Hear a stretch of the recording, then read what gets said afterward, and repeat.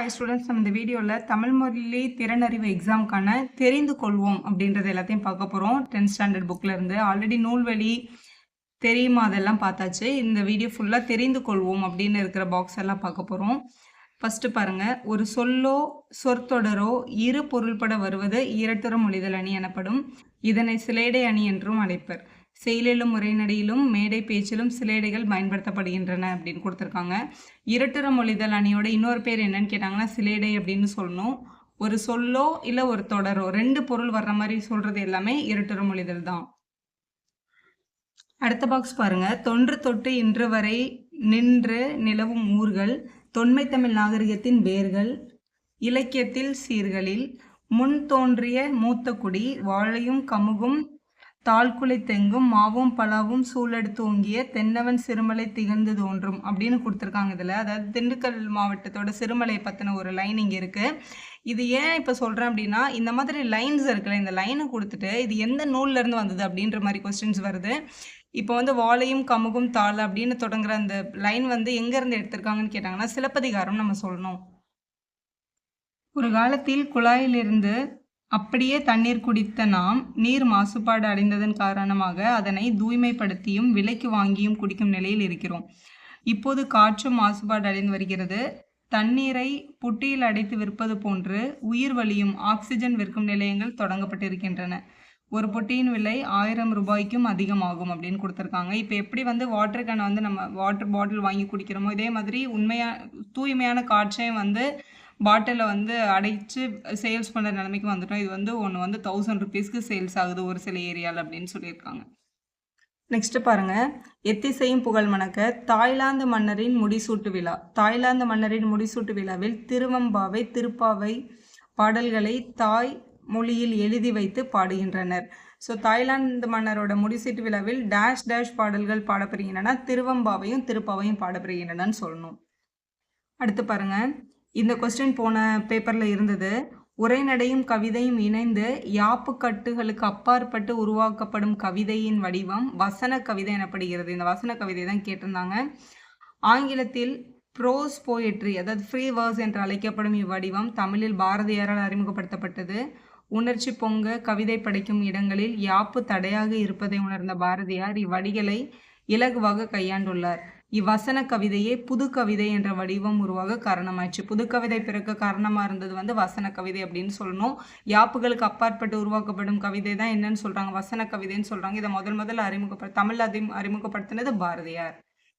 அடுத்து தெரிந்து கொள்வோம் பாருங்க, ஏதேனும் ஒரு செயல் நன்றாக முடியுமோ முடியாதோ என்ற ஐயம் கொண்ட பெண்கள் மக்கள் நடமாட்டம் குறைவாக இருக்கும் ஊர் பக்கத்தில் போய் தெய்வத்தை தொழுது நின்று அயலார் பேசும் சொல்லை கூர்ந்து கேட்பர்.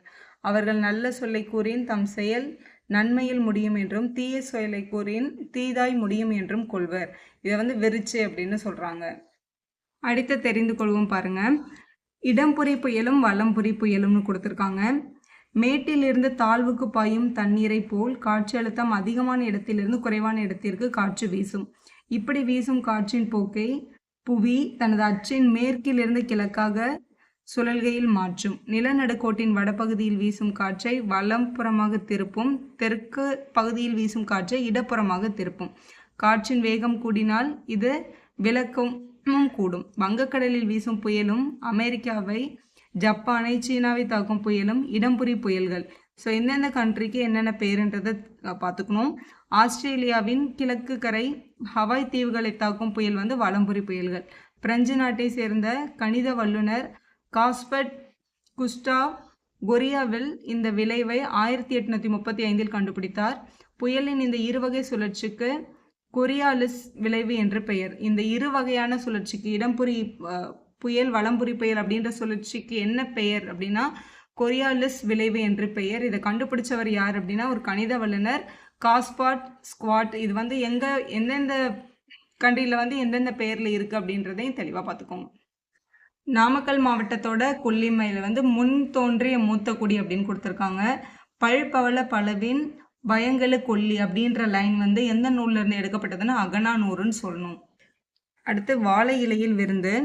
தமிழர் பண்பாட்டில் வாழை இலைக்கு தனித்த இடம் உண்டு. தலைவாழை இலையில் விருந்தினருக்கு உணவளிப்பது நம் மரபாக கருதப்படுகிறது.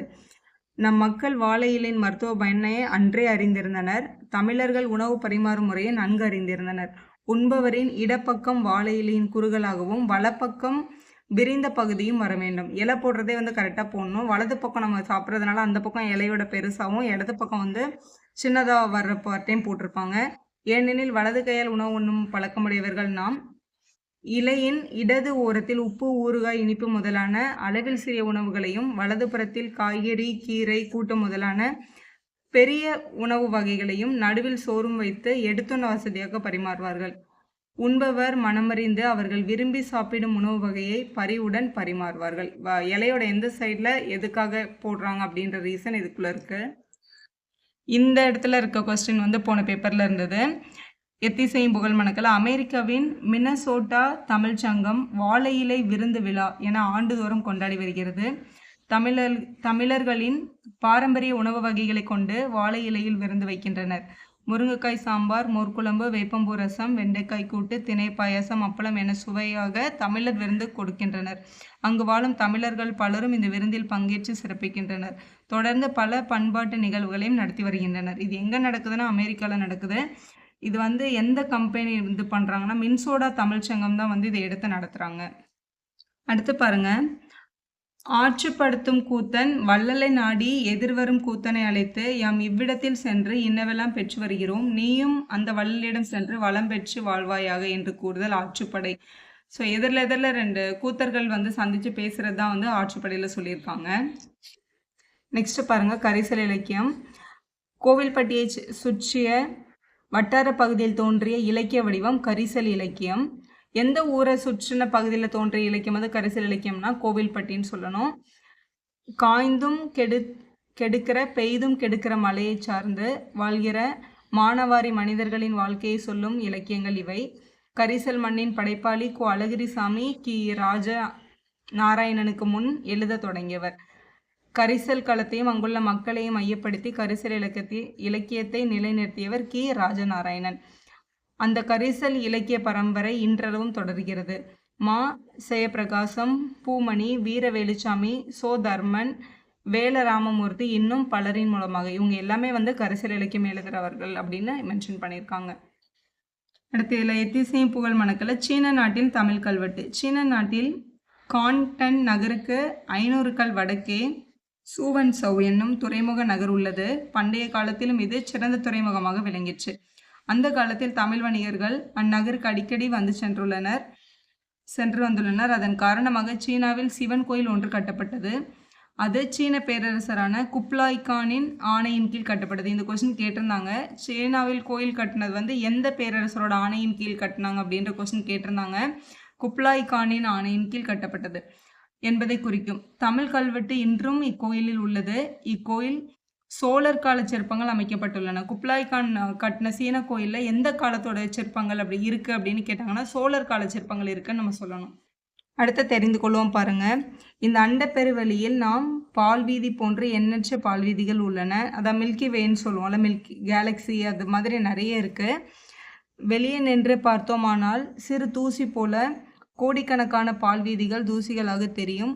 அமெரிக்க வானியல் வல்லுநர் எட்வின் ஹபெல் 1924 நம் பால்வீதி போன்று பல பால்வீதிகள் உள்ளன என நிரூபித்தார். 1300 ஆண்டுகளுக்கு முன் மாணிக்கவாசகர் திரு அண்ட பகுதியில் இவ்வாறு எழுதுகிறார். அண்ட பகுதியின் உண்டை பிறக்கம் அப்படின்ற ஒரு பாடல் இருக்குது. இது கேட்டிருந்தாங்க. அண்டப்பகுதியின் உண்டை பிறக்கம் எதில் சொல்லியிருக்காங்கன்னா திருவாசகத்தில் தான் அது மென்ஷன் ஆயிருக்கு. இந்த கொஸ்டின் கேட்டிருந்தாங்க. அண்டப்பகுதியில் உருண்டை வடிவம் ஒப்பற்ற வளமையான காட்சியும் ஒன்றுக்கு ஒன்று ஈர்ப்புடன் நின்று அழகினை சொல்வது எனின் அவை 100 கோடிக்கும் மேல் விரிந்து நிற்கின்றன. இல்லத்துள் நுழையும் கதிரவனின் ஒளிக்கற்றை தெரியும் தூசிகள் போல அவை நுண்மையாக இருக்கின்றன அப்படின்றது அதோட மீனிங் சொல்லியிருக்காங்க. அடுத்து தெரிந்து கொள்வோம் பாருங்க. பேரண்ட பெருவெடிப்பு கருந்துளைகள் பற்றியான ஸ்டீபன் ஹாக்கிங்கின் ஆய்வு முடிவுகள் முக்கியமானவை. இப்பேரண்டம் பெருவெடிப்பினால் உருவானது, பிக் பேங் தியரி உருவானது என்று சான்றுகளை கணிதவியல் அடிப்படையில் விளக்கினார். இப்புவியின் படைப்பில் கடவுள் போன்ற ஒருவர் பின்னணியில் இருந்தார் என்பதை மறுத்தார். பிரபஞ்சத்தை இயக்கும் ஆற்றலாக கடவுள் என்ற ஒருவரை கட்டமைக்க வேண்டியதில்லை என்றார். கருந்துளை பற்றின கொஸ்டினும் போன பேப்பரில் இருந்தது. நம் பால்வீதியில் கோடிக்கணக்கான விண்மீன்கள் ஒளிர்கின்றன. அவற்றுள் நம் ஞாயிறும் ஒன்று. ஒரு விண்மீனின் ஆயுள்கால முடிவில் உள்நோக்கிய ஈர்ப்பு விசை கூடுகிறது. அதனால் விண்மீன்கள் சுருங்க தொடங்குகிறது. விண்மீன் சுருங்க சுருங்க அதன் ஈர்ப்பாற்றல் உயர்ந்து கொண்டே சென்று அளவற்றதாகிறது. சில நேரங்களில் உண்மை புனைவை விட வியப்பூட்டதாக இருக்கிறது. உண்மை வந்து பொய்யை விடவும் ரொம்ப அதிகப்படியாக இருக்கும் அப்படின்னு சொல்லியிருக்காங்க. கருந்தொலை பற்றியதும் அப்படிதான். புனைவு இலக்கியம் படைப்பவர்களது கற்பனைகள் எல்லாம் மிஞ்சுவதாகவே கருந்தொலை பற்றிய உண்மைகள் உள்ளன. அதனை அறிவியல் உலகம் மிக மெதுவாக புரிந்து கொள்ள முயல்கிறது என்கிறார். ஸ்டீபன் ஹாக்கின் ஒரு அமெரிக்க அறிவியலாளர்.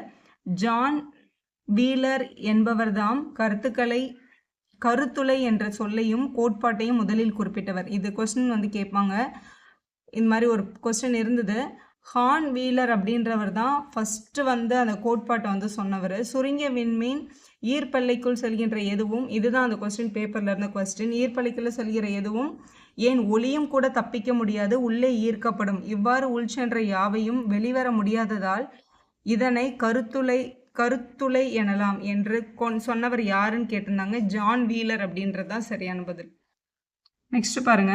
ஸ்டீபன் ஹாக்கின் எழுதிய நூல்களுள் காலத்தின் சுருக்கமான வரலாறு என்ற நூல் 40 மொழிகளில் மொழிபெயர்க்கப்பட்டுள்ளது. அந்த நூலோட பேர் கேட்கலாம். ஸ்டீபன் ஹாக்கிங்கோட நூல். எந்த நூல் வந்து 40க்கு மேலே மொழிபெயர்த்திருக்காங்கன்னு கேட்டால் காலத்தின் சுருக்கமான வரலாறுன்னு சொல்லணும். 1958ஆம் ஆண்டு வெளிவந்த இந்நூல் பெருவெடிப்பு, கருத்துளை ஆகிய பற்றிய அரிய உண்மைகளை பொதுமக்களிடையே பரப்பி 1 கோடி படிக்கு மேல் விற்பனையானது அப்படின்னு மென்ஷன் பண்ணியிருக்காங்க. முன்றோன்றிய மூத்தக்குடி கரூர் மாவட்டத்தோட கரூர் பற்றி சொல்லியிருக்காங்க. கடும் பகட்டு யானை, நெடுந்தேர் கோதை, திருமாவியல் நகர், கரூர் முன்துறை. இது வந்து எந்த நூலில் சொல்லியிருக்காங்கன்னா அகநானூறு. எந்த ஊரை பற்றி சொல்லியிருக்காங்கன்னா கரூர் பற்றி சொல்லியிருக்காங்க. அடுத்து தெரிந்து கொள்வோம் மொழிபெயர்ப்பு. எங்கோ தொலைதூரம் வாழும் மனிதர்கள் தங்கள் மொழியில் சொன்னவற்றை எழுதியவற்றை இன்னொரு மொழியில் தமக்கு தெரிந்த மொழியில் மொழிபெயர்த்து அறிந்து கொள்கின்றார்கள். அதுதான் மொழிபெயர்ப்பு.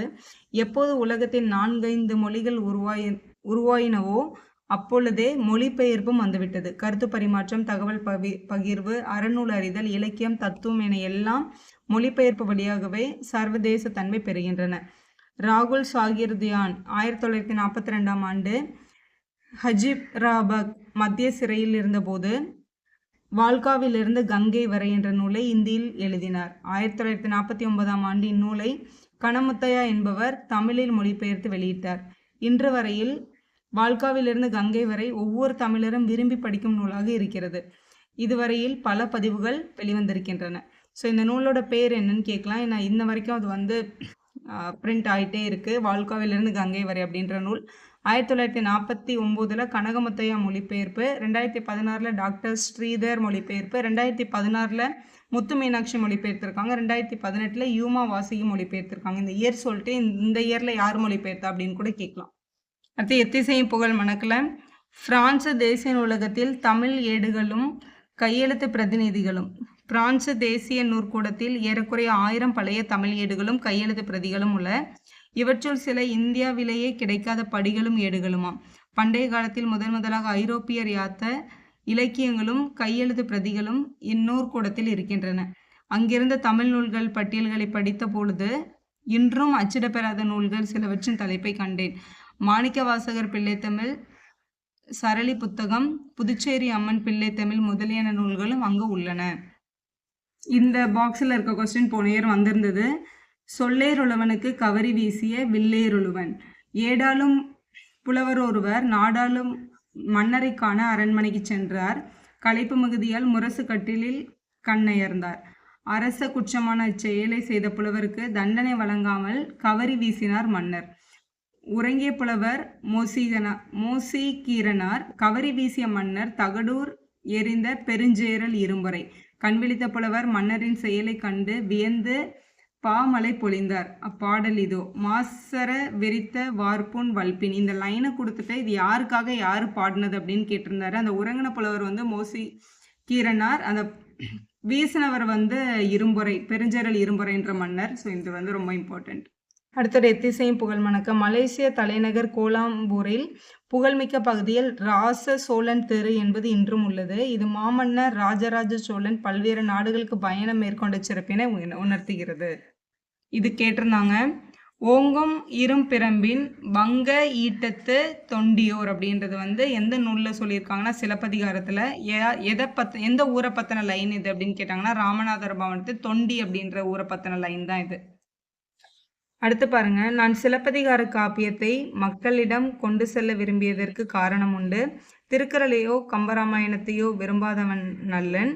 ஆயினும் இந்திய தேசிய ஒருமைப்பாட்டிற்கு கேடில்லாத வகையில் தமிழினத்தை ஒன்றுபடுத்த எடுத்துக்கொண்ட முயற்சிக்கு பயன்படக்கூடிய ஒரு இலக்கியம் தமிழில் உண்டென்றால் அது சிலப்பதிகாரத்தை தவிர வேறில்லை என்று உறுதியாக கூறுவேன்.